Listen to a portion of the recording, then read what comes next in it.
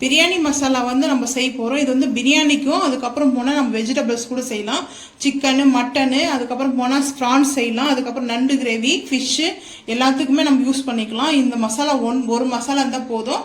சிக்கன்லேருந்து நம்ம நான்வெஜ்லேருந்து வெஜ்ஜு வரைக்கும் எல்லாமே செஞ்சுக்கலாம். அதனால நம்ம பார்க்கறது ஃபர்ஸ்ட் வந்து பாருங்க மிளகு. இது வந்து இவ்வளோ மிளகு வந்து நான் போட போகிறதில்ல, பெப்பர் பொடி கொஞ்சம் செய்யணும். ஸோ அதனால வந்து இவ்வளோ மிளகு எடுத்து வச்சிருக்கேன். கசகசா வந்து எடுத்து வச்சிருக்கிறேன். கல்பாசி, சீரகம், லவங்கம், பட்டை, சோம்பு, ஏலக்காய். இது வந்து ஜாதிக்காய் வந்து பவுடர் பண்ணியிருக்கேன். இந்த முழு ஜாதிக்காவை நான் வந்து இது வந்து துருவி இருக்கிறேன். நம்ம கிரேட்டரில் வந்து துருவி எடுத்து வச்சிருக்கிறேன். அதுக்கப்புறம் வந்து ஓமம் வந்து நான்வெஜ்ஜுக்கு நம்ம சேர்க்கணும். ரொம்ப ரொம்ப நல்லது. ஓமம் வந்து நம்மளுக்கு ஜீரண சக்தியை நம்ம சாப்பிட்டதோ நம்ம வெஜ்ஜுக்குள்ள நான்வெஜ் சாப்பிட்டாலும் சரி, நம்மளுக்கு வந்து சமைக்காமல் இருந்துச்சுன்னா அது வந்து டைஜஷன் ஆகிறதுக்காக நம்ம வந்து ஓமம் வச்சிருக்கிறோம். ரோஸ் பட்டர்ஸ் வச்சிருக்கிறேன். இது வந்து நம்ம பன்னீர் ரோஸ் எடுத்துக்கலாம், இல்லை நார்மல் ரோஸ் கூட எடுத்துருக்கலாம். அப்புறம் பே லீஃப் எடுத்துருக்கிறேன், பிரியாணி இலை எடுத்துருக்கிறேன். இதெல்லாம் நம்ம வச்சு செய்யலாம். அதுக்கப்புறம் வந்து பாருங்க, நான் வந்து காஷ்மீரி மிளகாய் தூள் எடுத்துருக்கேன். வந்து காஷ்மீரி மிளகாய் போட்டு வறுக்க தேவையில்ல. நம்ம இதை அரைக்கும் போதே நம்ம மிளகாய் தூளும் மிக்ஸி ஜாரில் போட்டு அரைச்சிக்கலாம். ஃபர்ஸ்ட் இது எல்லாத்தையும் ரோஸ்ட் பண்ணிக்கிட்டு அதுக்கப்புறம் நம்ம ஃபைனலாக நம்ம ஆற வச்சுட்டு நம்ம ஜாருக்கு வந்து மாற்றும் இல்லையா, அந்த இன்கிரியன்ட் எல்லாம் மாற்றும் போது. ஸோ அப்போ வந்து நம்ம இதை வந்து நம்ம காஷ்மீரி மிளகாய் தூளை வந்து சேர்த்து நம்ம அதை பவுடர் போட்டு அரைச்சிக்கலாம். மிளகா இருந்தால் மிளகாவும் போட்டு வறுத்துக்கலாம். அதுக்கப்புறம் சீக்ரெட் வந்து என்னுடைய சீக்ரெட் வந்து பார்த்தீங்கன்னா ஹெல்த்தியானது தான். அது வந்து நான் அதுவும் சேர்த்து அரைப்பேன். அதை வந்து நான் வந்து ரோஸ்ட் பண்ணி எடுத்து வச்சிருக்கேன். அது வந்து நான் வீடியோவில் காட்ட மாட்டேன், ஏன்னா நாங்கள் சேல்ஸ் பண்ணிட்டு இருக்கோம். அது என்னோட சீக்ரெட் முழுக்க. அதனால நான் வந்துட்டு அதை மட்டும் நாங்கள் வந்து காட்ட மாட்டோம். மற்றதெல்லாம் அது சேர்த்து நீங்கள் அரைச்சி கூட டேஸ்ட் பண்ணி பாருங்க எப்படி இருக்குன்னு சொல்லிட்டு. இப்போ வாங்க 1 by 1 பார்க்கலாம். இப்போ நம்ம வந்து மிளகு பொடி செய்யலாம். மிளகு பொடி செய்யறதுக்கு வந்து ஃபர்ஸ்ட் வந்து நான் மிளகு வந்து அடுப்பு ஆன் பண்ணியாச்சு. கடாய் வச்சிருக்கேன். இது வந்து இரும்பு சட்டி தான் வச்சிருக்கேன் கடாயி. இப்போ வந்து பாத்தீங்கன்னா மிளகு வந்து நான் சேர்த்துக்கிறேன் பெப்பர் பொடி அரைக்கிறதுக்காக.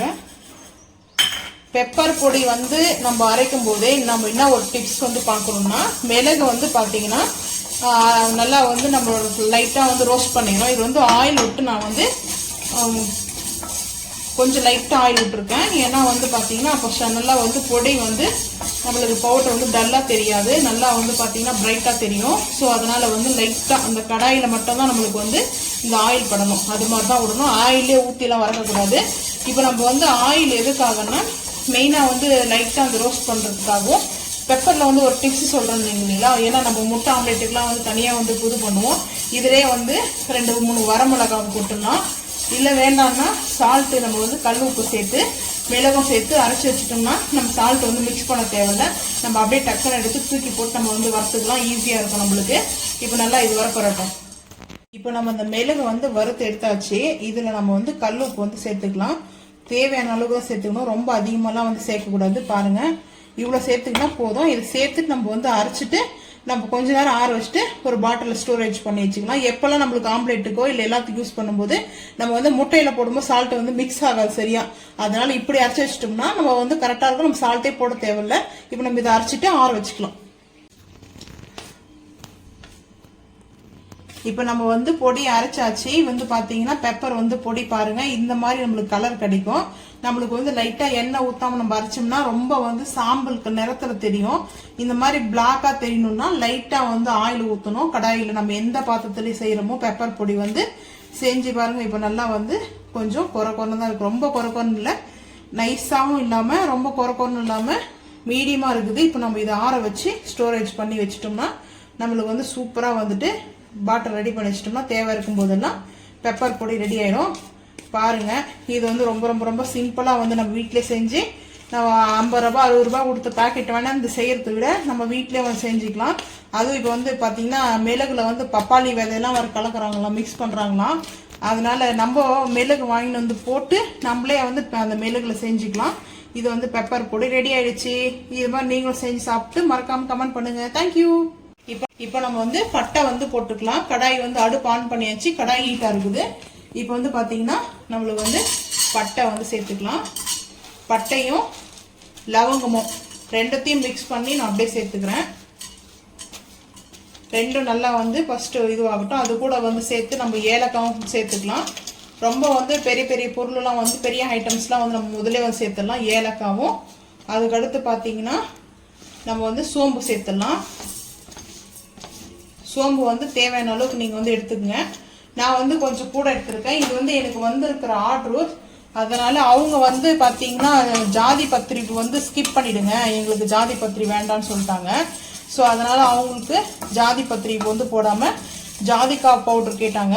ஸோ அதனால் ஜாதிக்காய் பவுட்ரு ஆட் பண்ண போகிறோம் அதில். இது வந்து ஆர்டர் தான், ஆர்டர் வந்து இருக்குது. ஸோ அதனால் நான் வந்து உங்களுக்கு வந்து அப்படியே வீடியோ எடுத்து காமிக்கலாம், வேணுன்றவங்க நீங்களும் வந்து ஆர்டர் கொடுக்கலாம், அதனால் செஞ்சு கொடுப்போம். நம்ம வந்து பேக்கெட் வந்து சீக்கிரமாக வந்து லான்ச் பண்ண போகிறோம். அதனால் நீங்கள் வேணுன்றவங்க வந்து அதில் நீங்கள் ஆர்டர் பண்ணிக்கலாம். நான் நம்பர் கொடுக்குறேன், வாட்ஸ்அப் நம்பரு.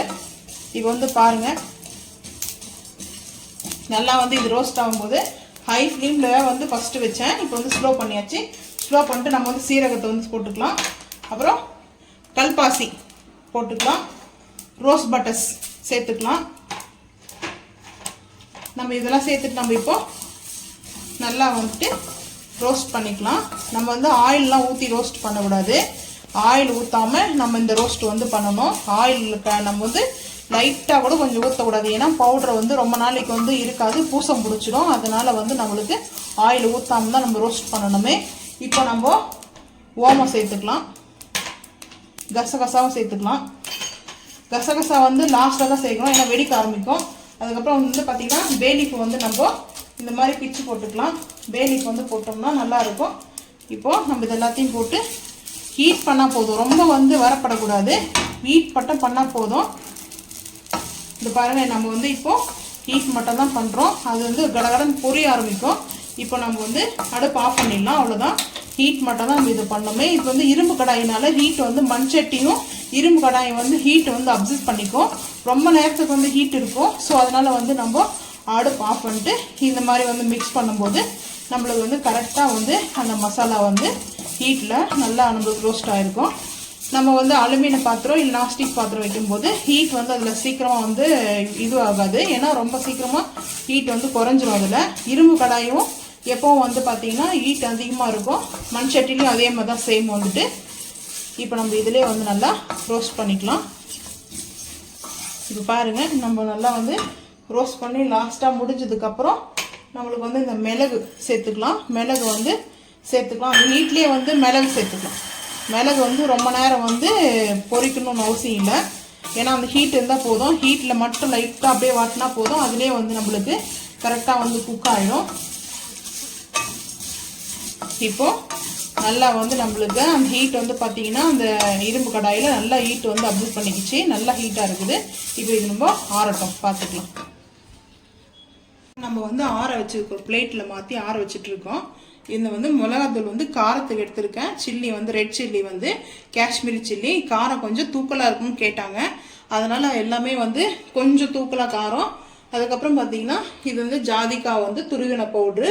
ஃபைனலாக நம்ம அரைக்கும் போது தான் வந்து ஜாரில் வந்து சேர்த்துக்கணும். இப்போ வந்து நம்ம ஆறிடுச்சு, நம்ம ஜாரில் வந்து சேர்த்துக்கலாம். ஏற்கனவே வந்து பெப்பர் அரைச்சிருக்கேன், அதிலே வந்து நம்ம சேர்த்துக்கலாம். இப்போ நம்ம மிளகாத்தூள் வந்து ஃபஸ்ட்டு வந்து சேர்த்துக்கலாம். மிளகாத்தூள் வந்து காரத்துக்கு இதிலே சேர்த்து தான் நம்ம வந்து அரைக்கணும். இப்போ வந்து பார்த்திங்கன்னா நம்ம அதிலே வந்து எல்லா பொருளுமே போட்டு கலகலகலன்னு சவுண்டு வருது பாருங்கள். ரொம்ப நேரம் வந்து ரோஸ்ட் பண்ணக்கூடாது, கலகலன்னு இந்த மாதிரி சவுண்டு வரும்போது இப்போ நம்ம ஃபஸ்ட்டு வந்து இந்த இவ்வளோ போட்டுக்கினா போதும். நெக்ஸ்ட்டு வந்து பார்த்துக்குன்னு சேர்த்துக்கலாம். இது வந்து நல்லா வந்து நம்ம இப்போ அரைச்சிட்டு வந்துடலாம். அரைச்சிட்டு நம்ம வந்து கொஞ்சம் நல்லா குறன்னு இல்லாமல் நைஸாகவும் இல்லாமல் மீடியமாக நம்ம அரைச்சிட்டு வந்துடலாம். நம்ம வந்து மசாலா வந்து அரைச்சி முடிச்சாச்சு. இந்த பாருங்கள், சூப்பராக வந்துட்டு நல்லா கரம் மசாலா. இது பிரியாணிக்கு செய்யலாம். அதுக்கப்புறம் வந்து நம்ம சிக்கன் மட்டன் பிரியாணி, விரால் பிரியாணி செய்யலாம், ப்ரான்ஸ் கூட செய்யலாம். அதுக்கப்புறம் நண்டு கிரேவிக்கு செய்யலாம். நம்ம மீன் குழம்புக்கு வைக்கிறதுக்கும் போட்டுக்கலாம், மீன் வறுவலுக்கு கூட போடலாம். அதுக்கப்புறம் உருளைக்கிழங்கு வறுவலுக்கு செய்யலாம். நம்ம வந்து சாம்பார் ரசத்துக்கு தவிர நம்ம வெஜ்ஜு நான்வெஜ் ரெண்டுத்துக்குமே இந்த ஒரு பொடி இருந்தாவே போதும். நம்மளுக்கு வந்து சூப்பராக டேஸ்ட் அட்டகாசமாக நம்மளுக்கு வந்து சூப்பராக இருக்கும். இது போல் நீங்களும் வந்து செஞ்சு பாருங்கள். வேணுன்றவங்க வந்து நம்மக்கிட்ட ஆர்டர் கொடுங்க, நம்ம வந்து செஞ்சு கொடுக்குறோம். தேங்க்யூ.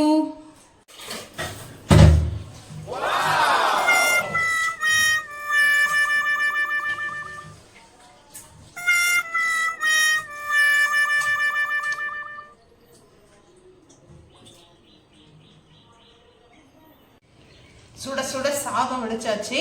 இப்போ வந்து ஸ்வீட் வந்து குலோப் ஜாமுன் வச்சுருக்கேன். அடுத்து வந்து பார்த்திங்கன்னா நம்ம வந்து மட்டன் சுக்கா நம்ம ரெடி பண்ண அந்த பொடி போட்டு மட்டன் சுக்கா வந்து செஞ்சுருக்குறோம்.